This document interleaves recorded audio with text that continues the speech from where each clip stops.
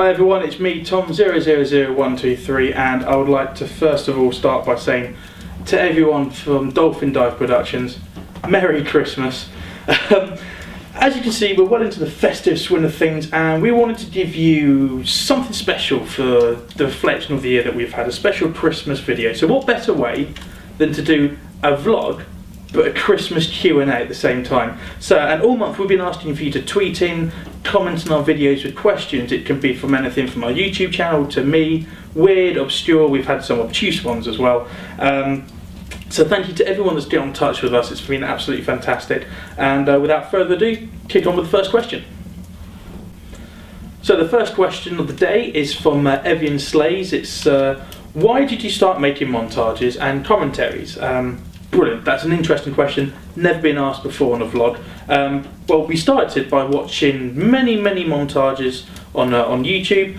They were very good, so we decided to start recording our own. We were a bit influenced by people like Zerza Grizz on Call of Duty 4, and I Reaped on Modern Warfare 2. She really did inspire me to start making montages, and after a while we started watching bigger and bigger YouTubers, and they kind of veered away from the montages and actually went for more walkthrough, playthrough, guide-based and commentary sort of gameplays, and it was really interesting to hear their opinions on games and to hear other people's views and watch the comment section. So I started thinking maybe people would be more interested in what I had to say about a game I like, maybe like a Call of Duty commentary, maybe a playthrough on a game that I've not done before, sort of like a first time playthrough commentary thing. And that's when we started recording our first ever commentaries on Black Ops 2. And from the amount of people that started subscribing, I mean, we already had about 40-50 subscribers from our montages, but when we started doing commentaries as well, it sort of went up, took a massive leap, and now we're on 280 and we're readily approaching 300, and it felt like, hey, at last we're doing something right. You know, we've been stale for a while, but now people are subscribing and we're moving on. And thanks to you amazing people, we then went forward with YouTube partnership, and YouTube have done loads of fantastic things with their website to make it easier for people to watch videos, make it easier for people to comment on videos, and it gave us the opportunity to get a lot of feedback from you as well due to these changes, and then we could use that feedback and integrate it into our videos, and then provide more entertainment for you guys based on what you told us. And it was always ever about you guys. You know, we always ever wanted to do videos for you, take the feedback, make the videos better, listen to ideas from you guys, and then give everything that we get back to you, the viewer. So I hope that answers the question, and your viewing does mean a lot to us, so thank you very much. Okay, so onwards to the next question. Like I say, we had some old questions in, but this one's absolutely fantastic. It's from Valor's Wolf. If you were being chased by a 50-foot kitten, would you eat a cabbage or a spud?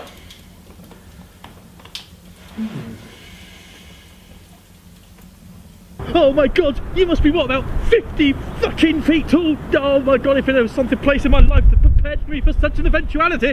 Ooh, potato. Oh, 50-foot kittens. Out of my head. Oh. Right, on with the next question, I suppose. Next question is coming from Dad Vader. Brilliant question, thank you very much for getting in contact. Name the one food, one book, and finally, what game would you take providing you had a console of your choice on a desert island? Brilliant. I've always fancied myself to be a geeky desert island sort of guy that I maybe come up with my own series with. So, kick it off. The one food I would take, providing there was an unlimited supply, would be bacon. I love bacon. Everyone loves bacon. It even has vegetarians salivating at the mere smell of bacon. It's incredible. So, bacon. The one book, now that's tough, because if you're talking series of books, I would take Red Bull, because it's a series I grew up with when I was younger. It's something I read all the way through primary school and secondary school, very close to my heart. Love Brian Jackson's books, so I'd take the series if it was that. The one book I'd take Penguin Stop Play by Harry Thompson. If you don't know who Harry Thompson is, he conceived the fantastic TV shows QI, Have I Got News For You. He's a brilliant journalist and a keen cricketer, and he takes his village cricket team on an entire 3-week tour of the world, and they play cricket against big teams on every single continent, and hilarity ensues, and it's just absolutely crazy. The one game... hate questions like this, I really do, but Again, game series, again, playing it both ways. Game series, I would take the Uncharted series. Brilliant. I could play those all day. I play those over and over again. Uncharted by Naughty Dog. Naughty Dog continue to deliver on that series. Absolutely phenomenal. But the one game, I would take a PlayStation 2, and I would take Time Splitters Future Perfect. Story's brilliant, the characters are great, and that replayability of the bots and the arcade mode and the challenges and the unlocks would keep me entertained for weeks and weeks and weeks. So yeah, Bacon, Penguin Stop Play, and Time Splitters Future Perfect on the PlayStation 2. Okay, I did warn you. We got some weird questions through. This is specifically very, very weird, and it's from Tipplefish Nemo. Your mother and your girlfriend, their minds switch places with each other's body. So my girlfriend's mind in my mum's body, my mum's mind in my girlfriend's body, and the only way to change them back is to go full on freaky with either one. Which one would I choose?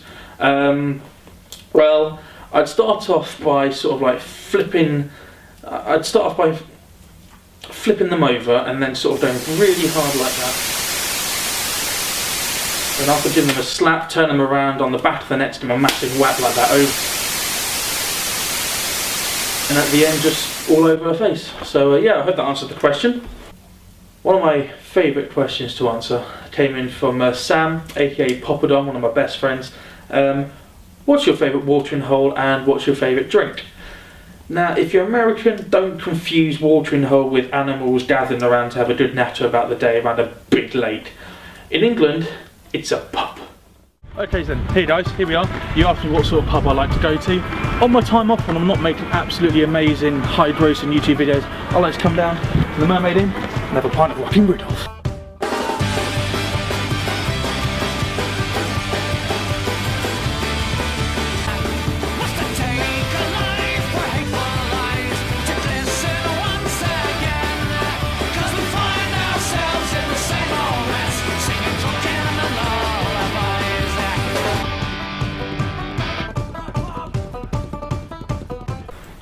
Okay, so this next question is coming from Blue Pancake. He is a director at this company's Insight Music Promotions, and their question was, what is your favourite part? What was the favourite part when you attended Eurogamer? That's a really good question, because it was one of the best experiences of my entire life, my entire gaming life anyway, of attending a massive expo, set in the middle of London, being among thousands and thousands of people that are passionate and love games. And you got to speak to some really interesting people. And what we did, we actually had some fantastic interviews with indie developers. We were thinking about trying to get some interviews with some big companies, but we thought, what new information could we bring you when it was already out there on the internet? And Loz is a big believer in indie developers and indie games. He plays a lot of them on his PC. And he managed to find and print off a load of companies that were going to be there, and we just went up to them randomly and asked them, do you have a few minutes spare to talk about your game? And we got some fantastic interviews with the likes of Coilworks with their game Cloud Built. We got Montague's Mount. We got interviews with people that at Velocity, which they've recently released a new Velocity game for PlayStation Vita, and coming up on PlayStation 4 as well, so they're one of the bigger developers that we spoke to. But the highlight, I think, was at the end of day 2. We were very tired, we're coming to the end of the day, we're looking forward to going home, and we had a rest and a drink, and the next stall over was a very small one, only about 2 or 3 booths long. It was special effects, and there's someone that I speak to a lot of people on Twitter, and especially Slater. He's got children that have cerebral palsy, which means they can't, they don't have proper motor function. And it was really interesting to see how special effects had actually improved his children's life, what they do for children to get them into gaming. And we were very privileged and very honoured to actually have the opportunity to try out some of the technology that they use with these children. And so they set us up with Fruit Ninja, and I played Fruit Ninja with my eyes. It was awesome. Loz and Toby had a go as well. Loz was really good. He made his eyes shake. I know, how do you make someone's eyes shake? But he did. I was awful. I came last out of the 3 of us. I just kept doing this like an idiot, like a complete muppet, thinking it would work. But yeah, they actually, and then after that, they actually allowed us. They actually spent some time with us in an interview, and it's on our YouTube channel. I'm speaking to Slater all the time about how we can start thinking about raising money, and it's a thing that I feel very strongly about. How people should be able to, no matter what their situation, no matter what their upbringing or whatever, they should be able to enjoy games like we do. So yeah, as a personal highlight, Eurogamer definitely having the opportunity to learn more about special effects and the people that work there. Okay, so guys, near the end of the video, we've got 2 more questions to do, and I'm kind of going to combine them into one because they're very similar in what they're asking. First of all, it's Madsy Moo. Oh, there, you're right, Madsy Moo. I told you you'd get on. What do you hope for next year in regards to exposure? Not the police kind, so I'm going to take down that other website I set up. But next year, what we're looking to do is attend Eurogamer again. Definitely, that was, like I say, one of the best things we've ever done as a channel, so we're going to attend next year, hopefully. Maybe attend more expos, maybe abroad, maybe Germany with Gamescom. It's something that we're just tinkering with ideas about, and getting our channel out there and getting us out of the house a little bit more when it comes to talking about and playing games. Also next year, charity, doing 24-hour live stream, maybe getting some YouTubers together to take part, come in as guests, and raise money for special effects. We have got a film in the works that which I'm very, very excited about. I'm keeping it close to my chest at the moment with what it's about and how we're going about doing it. But we got quite a few people on board now who have all the necessary abilities with camera work, editing, acting. So hopefully that's going to come good next year. And also, Ms. Lady Shadow asked, what are you going to do? What's the future of the channel? And that's a really interesting question. So it ties in what Madsy was asking. Next year, we're looking to move into a different area of YouTube, which I don't think, yes, it's been saturated. YouTube has been saturated, gaming especially, with commentaries, montages, new game releases. Like I said, Eurogamer, the interviews are not something we've done before, and not many amateur YouTubers actually have that opportunity, or don't have the skills or the courage to go into something, a brand new area, and ask detailed questions. So again, I was very lucky to have Loz and Toby, who are very good at thinking of questions, doing the research for me while I was thinking about what to ask and how I was going to approach the subjects. They were brilliant. I had a very good team behind me, if you want to call it that. But because we're so saturated in the commentaries, we're looking to move into a different area. So maybe the Skyrim cinematic, I can do more cinematics with Battlefield 4, Call of Duty Ghosts, Destiny when it comes out in September next year, and loads of other games, but not just commentaries, different new unique ideas that, it's really hard to think of new exciting ways to keep your audience interested. And again, it's a challenge, but it's one that we're going to approach with a brand new perspective on things if the stuff we've got planned takes off. So lots of exciting things. As you can hear from this, loads of things whirring around in my head that are struggling to break into, trying to get out, and it's all about channeling it into a productive way onto paper, going, right, yes, we can do that, no, we can't do that, get rid of that, and then taking it from there. But like I say, loads of stuff planned, and should be a good year in 2014. So that's it, guys. That is our Christmas Q&A vlog video special thingy. I hope you guys enjoyed it. Loads of stuff planned for 2014. Really look forward to seeing you guys here again. And it's about time that we cut to the generic highlight reel. No! No, run, Toby! Run! No! Run, you bastards! They got it! They got it! Oh, you bitches! Oh! Oh! I'm sorry! I can heal. I can do everything. I can do everything I know. You can do this, Tom! You can do this! Come on! What the hell? That mode, this is just summed up with that.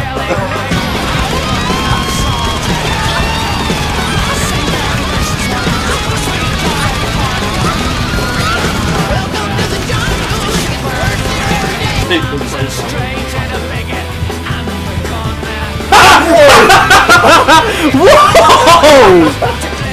Oh, I've seen that. This is just sad! I just got this! There you go. That one that goes. Oh, you had it. Good. I'm using the ring!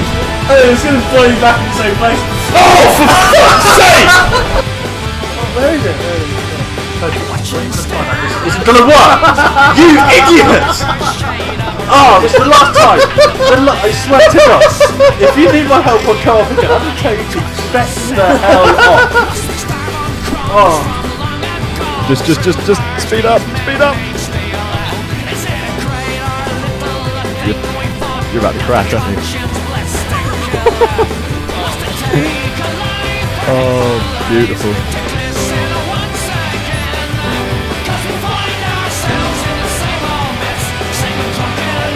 No, use it on, come on! Oh, I missed. Quick, get on the... Oh, I missed. Guys, it's Tom000123. It's our first ever Eurogamer Expo here with Blue Pancake and here with TSB Rules. TSB Rules is somewhere in a large queue outside, but we've got express passes, so we're here early. Must be one left now. Don't you dare. Yeah, boys! Nuclear! Oh! Shortest series ever!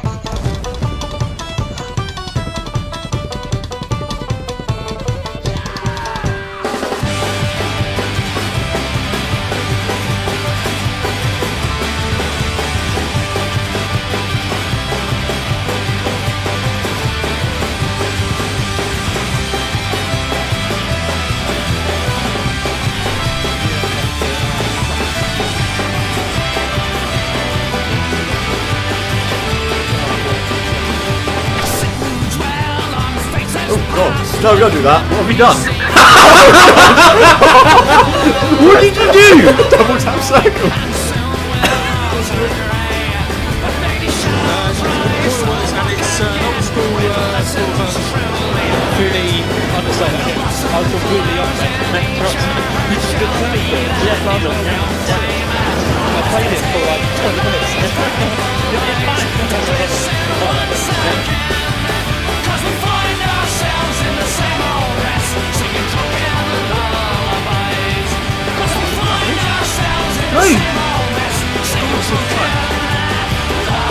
You've ruined the whole thing, dude!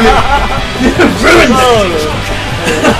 Where the fuck Oh, we're back here again. Jesus. Alan, where are we going? That's gonna look stupid.